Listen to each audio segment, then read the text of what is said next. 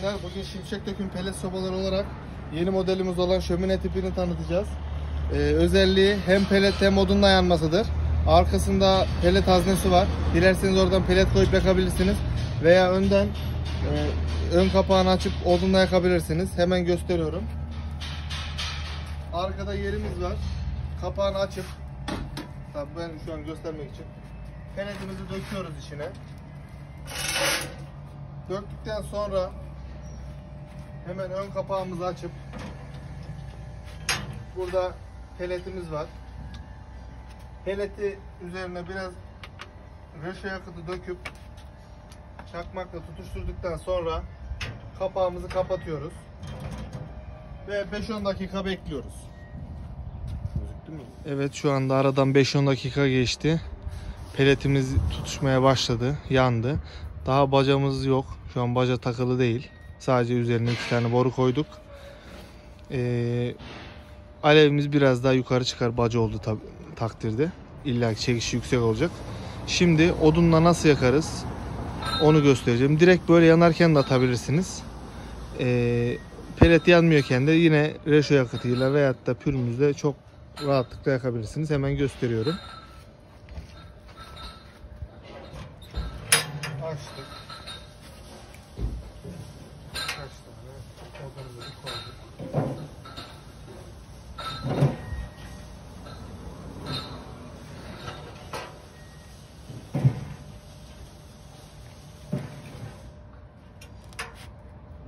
Hatta şöyle yapalım.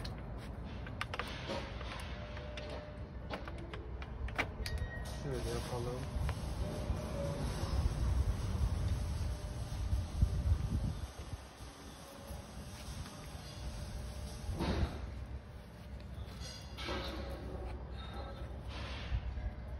Birazdan yanmaya başlıyor.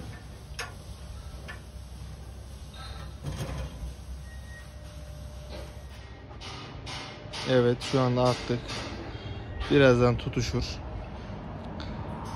İstediğiniz odunu atabilirsiniz. Camda biraz kararma yapabilir. Hani içinde reçin olduğu için bazı odunlarda. Onu da günlük silerseniz hiç iz kalmaz ön camımızda.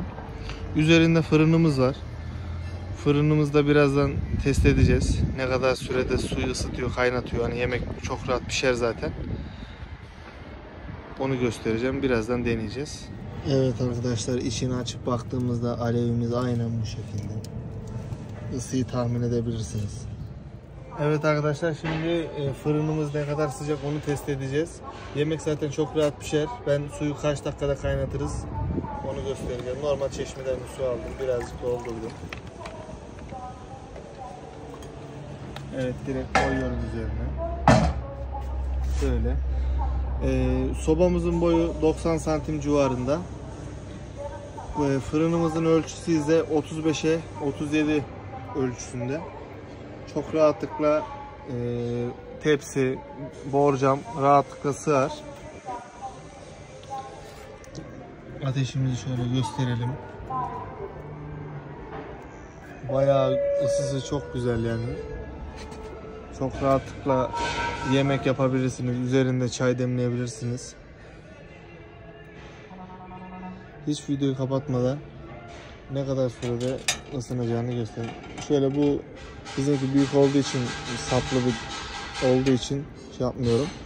Normal şöyle kapatıp daha fazla ısıya ulaşabilirsiniz.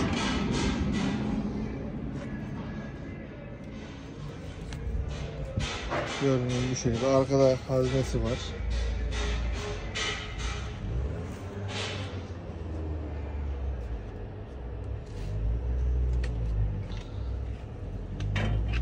Bir kereliğe mahsus boyadan duman çıkar. Evet, gördünüz. Fokurdamaya başladı arkadan biraz. Ben ıratınca gitti. Tekrardan koyuyorum şöyle.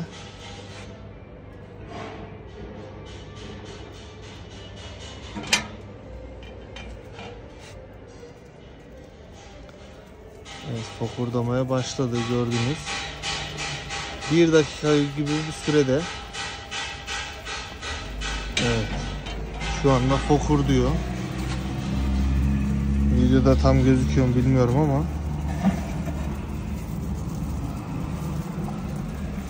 bakın su kaynadı yani şu anda. Ne kadar sıcak olduğunu anlamışsınızdır. Videomuz bu kadar. İzlediğiniz için teşekkür ederiz. Görüyorsunuz. Hemen kaynadı. Diğer modellerimiz için abone olmayı unutmayın.